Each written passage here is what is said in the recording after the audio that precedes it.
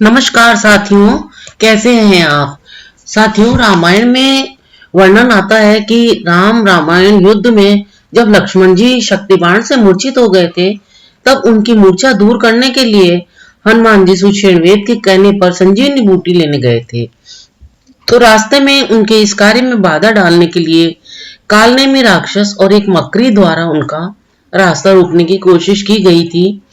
तो हनुमान जी ने अपनी शक्ति से उनका वध करके अपनी बुद्धिमत्ता से संजीवनी बूटी लाने में सफलता प्राप्त की, जिससे लक्ष्मण जी के प्राण बच सके। अब सभी के मन में यह विचार आता है कि कालनेमी राक्षस और मकरी कौन थे और उन्होंने ऐसा क्यों किया। इस वीडियो में आज इसी कालनेमी राक्षस और मकरी के जीवन के बारे में चर्चा करेंगे हम। बहुत कम लोग जानते हैं कि मकरी और कालनेमी राक्षस कभी अप्सरा व गंधर्व थे। ये दोनों देवराज इंद्र की सभा में नाच गान करके सभा का मनोरंजन करते थे। एक बार इंद्र के दरबार में सभा का आयोजन हुआ। उसमें कई देवताओं के साथ कई ऋषि मुनि भी पधारे। उनके सामने अप्सरा व गंधर्व दोनों के संगीत के साथ साथ नृत्य की प्रस्तुति भी थी। सभी ने इन दोनों के नृत्य की बहुत प्रशंसा की, पर सभा में बैठे ऋषि दुर्वासा ने इनके संगीत और नृत्य के बारे में कुछ भी नहीं बोला, ना ही किसी तरह की प्रशंसा की।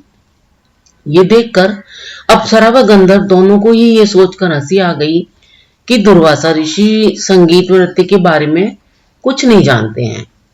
जब दुर्वासा ऋषि ने अप्सरा और गंधर्व दोनों को उन पर हंसते हुए देखा, तो उन्होंने गुस्से में आकर दोनों को श्राप दे दिया और उसी समय कह दिया कि अप्सरा, मकरी और गंधर्व राक्षस हो जाए। यह सुनकर अप्सरा और गंधर्व दोनों दुखी हो गए और ऋषि के चरणों में गिरकर क्षमा मांगने लगे, गिड़गिड़ाने लगे। तब दुर्वासा ऋषि को उन पर दया आ गई। तब उन्होंने उन दोनों को श्राप मुक्त होने का उपाय बताया और फिर ऋषि बोले कि त्रेता युग में भगवान राम के सेवक हनुमान जी के हाथों तुम दोनों का उद्धार होगा। इसी श्राप के कारण ही अप्सरा मकरी और गंधर्व कालनेमी राक्षस बना। मेघनाथ से युद्ध में जब लक्ष्मण जी मूर्छित हो गए थे, तब वैद सुषेण ने उनके उपचार के लिए संजीवनी बूटी की आवश्यकता बताई, जिसे लेने हनुमान जी द्रोण पर्वत पर जाते हैं। तो उस समय राक्षस कालनेमी ने ढोंगी राक्षस का वेश धारण करके हनुमान जी का रास्ता रोका। यहीं उनके आश्रम में स्नान करते समय मकरी ने हनुमान जी के पैर जकड़ लिए। तब हनुमान जी ने पहले मकरी का उद्धार किया।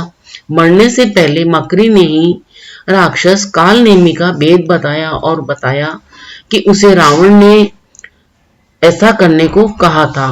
उसके बाद हनुमान जी ने उसका भी वध कर दिया और उसे मुक्ति प्रदान की। कालनेमी का न सिर्फ रामायण में ही बल्कि अन्य धर्म ग्रंथों में भी इसका कई बार उल्लेख किया गया है।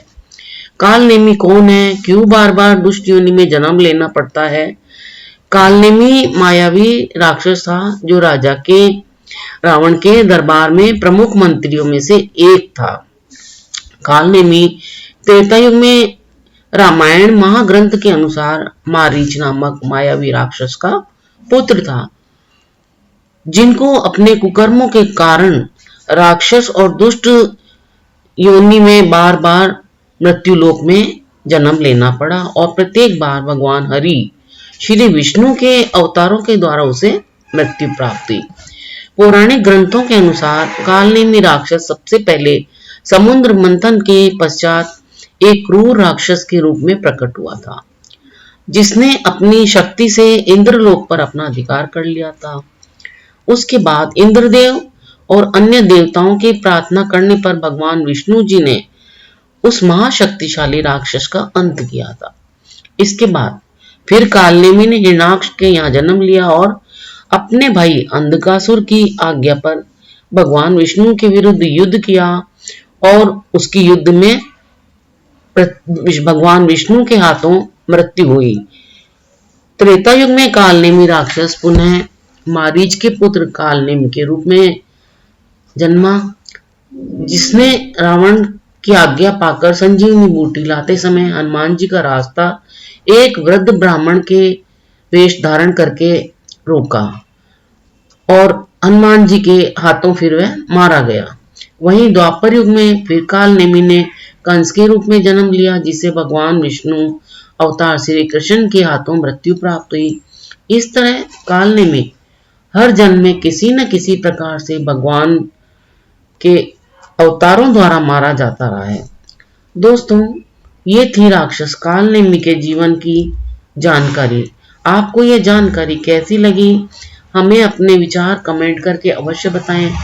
अगर जानकारी अच्छी लगी हो तो अपने मिलने वालों को आगे शेयर करें, वीडियो को सपोर्ट करें।